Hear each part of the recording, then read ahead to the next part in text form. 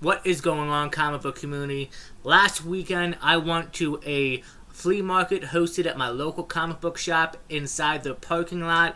It was a great time, quite a few vendors, met up with a couple friends, picked up some good books, so stay tuned to find out what keys I picked up at the flea market on this next episode of Josh's Comics.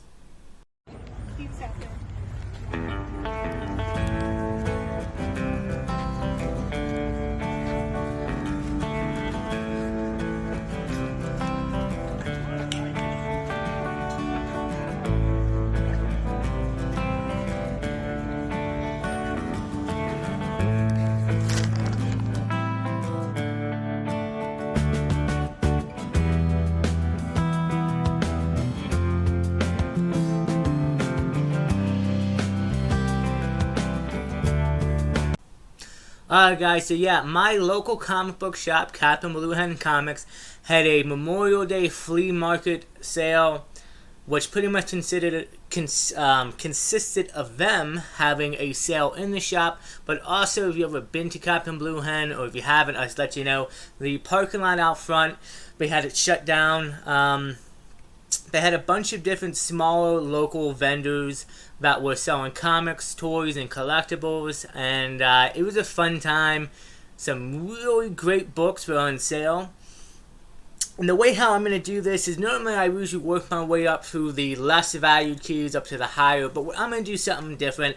I'm just going to go around and show you what I picked up from each vendor. Obviously, I got some good books. In Captain Blue Hen, they had a great sale. Any sticker price that was green or yellow was whatever that price is marked 70% off. So got some great things. But let's check out some of the books that I started out in the flea market. And I found this at a vendor. He had a short box of comics along with different other collectibles. And as soon as I was going through the comics, I found this World's Finest, issue number 142. It's the original or first appearance of Composite Superman, which is a android of like half Superman, half Batman. That was a nice pickup for $15. Low grade, but I was happy with it. It has the Batplane, and it was recently featured in my latest Batman project video that I dropped last week on Thursday, so check that out if you haven't. Great cover. World's Finest is always fun to collect. I love these old classic issues. And if I'm not mistaken, 142, I want to say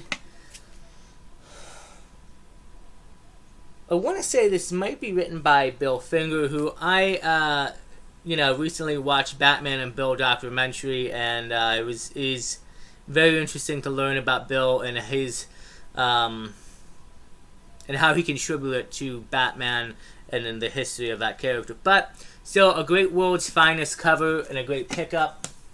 I only picked up one book from that vendor.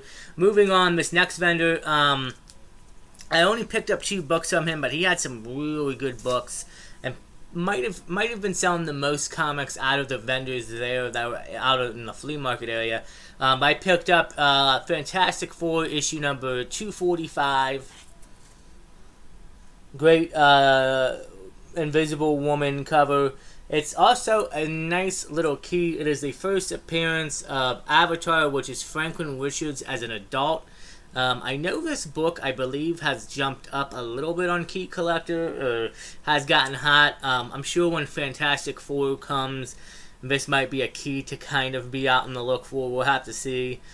So, obviously, casting announcements for the movie are going to be put on hold for a while until the strikes are over. Hopefully that happens soon so we can get official announcements.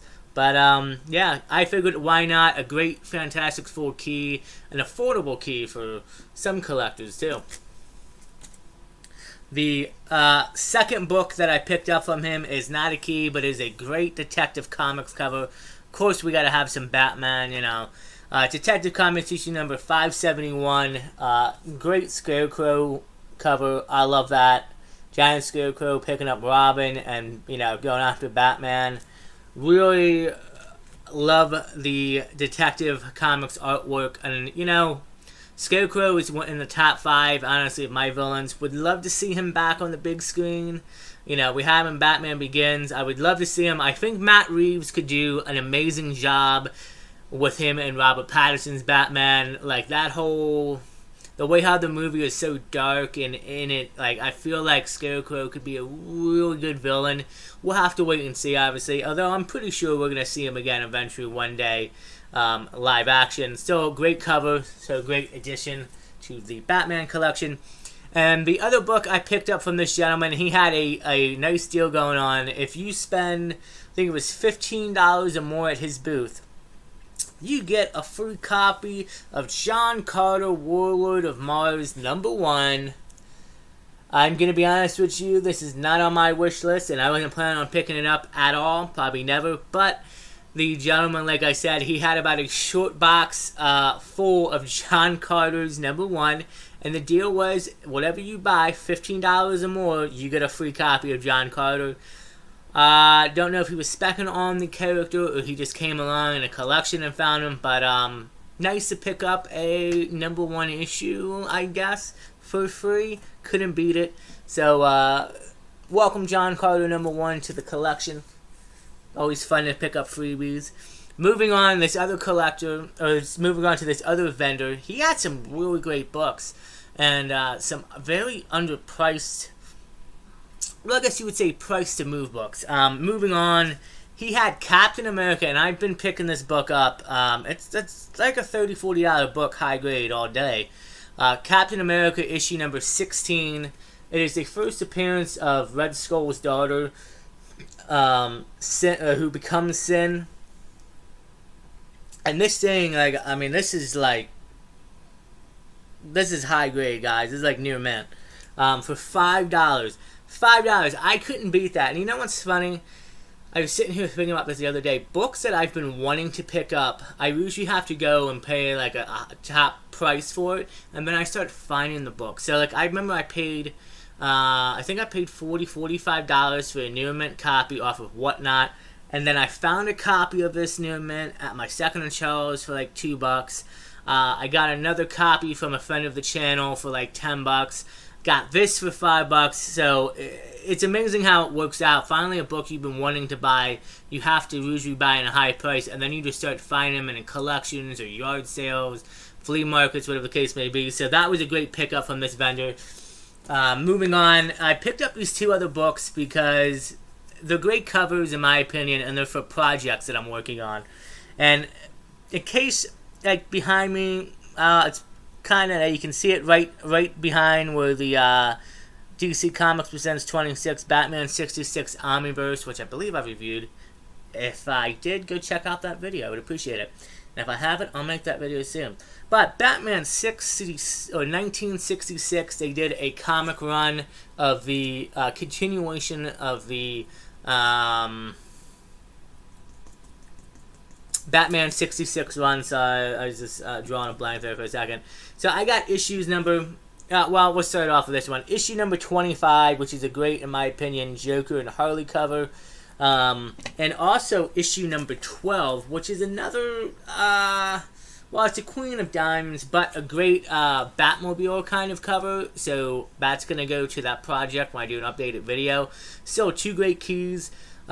This one I think I got was $2. He had this marked at $10. A lot of the Batman 66 comics are very, not a lot of copies were ordered, surprisingly. And I feel like if you've ever watched Adam West's Batman, you have to read the comics. The Omniverse, I think, is out of print, unfortunately, and I don't see them probably putting it ever back into print. I wish they would, but it's a great hold, a great read.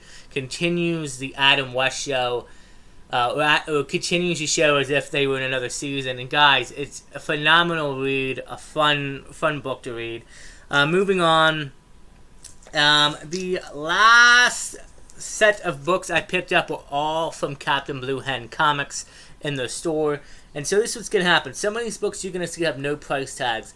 The books that didn't have price tags on them ended up being $4 a piece. It was a brand new collection. I think it was like 4 or 5 short boxes of books they got in. New collection they picked up.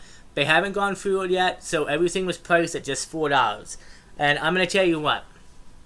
I made a mistake. I went in as soon as they opened, one of the first ones in there. I found some good stuff, I won't lie. I went back an hour or two later with a few buddies of mine and Mike, Pope of Shirleytown, and I wasn't paying attention. He pulled out some great Captain America keys dealing with Johnny Walker and the U.S. agent thing. $15-$20 books, new mint. He made off, and so did Joe 360 Comics. Both of them tagged along. But man, I really have to slow down and not even slow down, but be more open to the keys that I'm looking for. I had a specific mindset of what I was looking for, but I need to really just try to open up and it's like, hey, you know what? Look for a little bit of everything. Enough rambling on. Let's get back to the book. So moving on to the first book I saw that was $4 in this new collection. This is American 100% DC Comics Supergirl. I'm going to be honest with you. I don't know anything about this book. I don't think it's on Key Collector from what I saw. An interesting pickup. Honda Comics presents. Hey, it's Supergirl. Superman's on there. I figured why not. I figured it was a safe bet. It could be worth a little bit more than $4. Maybe not. This other book, though, this is actually not too much of a pricey book. But this is an interesting book due to the fact that this is the first solo of Elektra Assassin. And it's actually signed by Bill Zinkinski, if I'm pronouncing his name right. On the inside cover, it is actually autographed by him. Why not? I honestly was not going to pick this up until I saw the sticker right up here that said it was signed by him. So that was pretty cool pickup for $4. Another book that is actually a nice bit of a pricier Wonder Woman book. Wonder Woman issue number 329. It is the final issue in Wonder Woman Volume 1. And it is also the marriage of Wonder Woman and Steve Trevor. I believe I've already have a copy in the collection, if I'm not mistaken. I think I picked one up when my other comic book shop did a sale. If I didn't, I know I had it in my hand. I don't know if I grabbed it and I picked it up in the collection. If I didn't, at least now I have a copy. But if I have 2 copies, hey, great.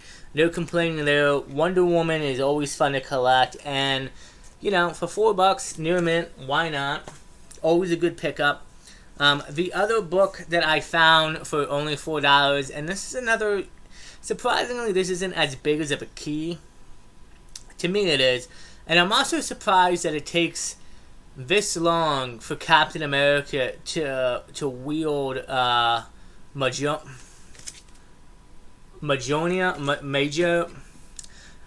Thor's hammer. I have a hard time pronouncing the name. I just get it confused. But this is the first time Cap wields. You guys know what I'm talking about. The first. I wrote it in the back and I still can't even pronounce it, guys. Forgive me. But this is I have a high new mint copy that I'm planning on sending to CGC. Now maybe I have 2. $4 all day long. An interesting thing is it takes Thor 390, which I'm going to say this is probably in the 70s or 80s maybe, where, you know, Cap finally wields. And I'm surprised by that. I thought it would happen in earlier issues. The other book I found in the $4 collection, another new mint copy, is Batman issue number 424. This is not on Key Collector, and I'm surprised. I thought it was, but it's not. And I looked it up, and I think it should be. This is actually the first time that Jason Todd kills. As you can see, why technically some say it looks like maybe he's saving the guy. No. This storyline, and I talked about it on a previous video, is very dark. But pretty much Jason is pushing that guy off the building. So this is the first time that Jason Todd kills and pretty much eventually takes him into being Red Hood. And I think it's an undervalued book for DC, for any book, honestly. I think it's undervalued, and I'm surprised that it is not listed as a key. I think it should be. I don't know who we could talk to about trying to get that, but that should definitely be a key in anybody's collection. Great cover, too. The last book I picked up for the $4 ones is another Wonder Woman, issue number 300, Super Anniversary Edition. Great wraparound cover. And it is also actually like almost like a $10 book. It is a bit of a key. I forget the significance, but I don't know if it's her and Steve's daughter, or Steve has like a relative, but somebody named Trevor in the family ends up becoming another character. Great issue, great wraparound cover. And then we're going to move on to the last couple of books that were actually marked, that were actually in the other bins that have been on sale for a while but nobody picked up. I had to pick up Batman, guys, and this is what I'm going to talk about. So this is Batman issue number 224, DC 100 spectacular page of retelling Batman famous stories. Batman vs. Man-Bat and the King of Gotham Jungle. Excuse me. So up here, you see how it says it was 18? If that was a green tag, 70% off whatever this price was. So, 70% off of 18. You guys can do the math. I'm not going to worry about that. I'm not good at math anyway. But anyway, moving on. Great Batman cover, Man-Bat. The other issue of Batman I managed to pick up, it was $12. Low grade, definitely low grade. Still, I thought it was a great cover to pick up to have in the collection one day. Issue number 228, and it is actually a giant 64 pages. So I think this is when they were kind of testing things out, instead of doing like the 80-page giants maybe. Or they just wanted to do something different, but it was $12. So it ended up being 70% off to $12. Again, great Batman cover. Can't beat it. Lower grade, but I'm glad to have it in a collection. And the last book I was not planning on getting, but by far the biggest book, and one of the books you saw in the thumbnail earlier, Infinity Gauntlet issue number 1. Now, they had that marked at $55. So that would have been what? 20, came out to 20 something. This copy is near mint. I mean, this thing is minty. Definitely going to be a send-in in the future. Great cover. They had 2 copies. The other copy was in the 9s for sure, but not as minty as this one, and I had to grab this. And it's, iconic cover, George Perez, iconic storyline, that we saw play out in Infinity War, and a book that, and if you're a Marvel collector of any type, I think it's got to be in the collection. And I mean, that cover just pops. It's so beautiful. So I was extremely happy to have this. I think my total for the whole haul was like under $100, honestly, which is actually even less than that. I think it was like, I think I only spent like 60, like right around $60-ish for the whole haul. I consider that a great investment. Not great, well, yeah, great investment for the collection, but couldn't beat those prices. Every year they have this event in September. I will be going back